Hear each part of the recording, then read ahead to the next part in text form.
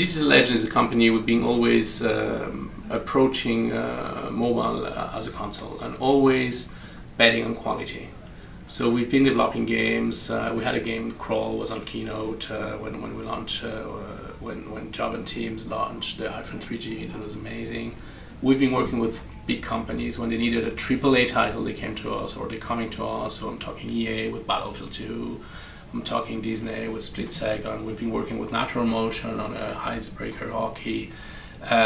We've been talking as well with Adidas on a bunch of games. And right now we're focusing much more on our own title, creating our own devices, creating more value. But at the same time, we're partnering for distribution and publishing with big brands. So good example of that, Respawnable.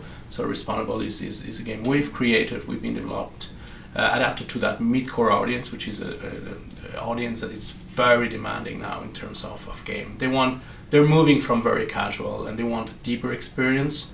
So I think that's a trend that's going to be growing, and we're completely aligned with that trend. And partnership with big companies such as Zynga for the publishing of that game. So you're going to see more and more of new IPs of Digital Legend on the free-to-play space, bringing deeper experience and combining that casual and also more advanced gameplay. We've been in the industry for 10 years and development is changing very quickly. So first you're working globally now, so you're not necessarily in one location because you have team in several locations, or because you have to travel, and when you travel you can't stop, so you need to have access to your repository wherever you are. The other thing is that we're now targeting multiple devices. I would say more especially on the mobile space as well on the console. So mobile, you need to work on iOS, you need to work on Android, you need to work on Windows, you need to work on TV. So that means you need to branch, you need to work in parallel, but you need to make sure that you have a tool that keeps the consistency and keep the quality of code. So that was crucial for us. For us, it's basically very important to have been able to have a kind of stable release cycles that we can deploy to the teams. And once that release are deployed to the teams, we can adapt and improve locally to the teams whatever the small adjustments they need, and then be able to bring everything back that benefit to all the other teams using the same branch, or well the same version of the technology. So for us it's very important to have that kind of agility, moving from one repository to other repository to other brands, so we can check, fix one issue in one project, jump to another project very, very fast. I mean, that's key for us. We are in an environment that is changing every 3 months. So the best way to approach that is Agile. So we need a tool that are compatible with the way we work. We're developing based on sprints. So you need a tool that is able to be reactive and to adapt to be team working on different things in parallel, but then make sure that when everything is put together, everything is merged in the right way and it's consistent and we have quality, we're not losing anything. When we were searching for another option, we found Plastic, and we found that it was really what we needed, because we want to be able to work on Linux, Windows, and Mac OS, and for that it was key to be able to have a kind of very good user interface that is valid not only for programmers from the command line, but also for artists and designers, and that's one of the key factors of decision taking Plastic. Sometimes you have to work around the clock, and the other thing is that you have different locations, different premises. So we have people working from different locations, sometimes in different time zone.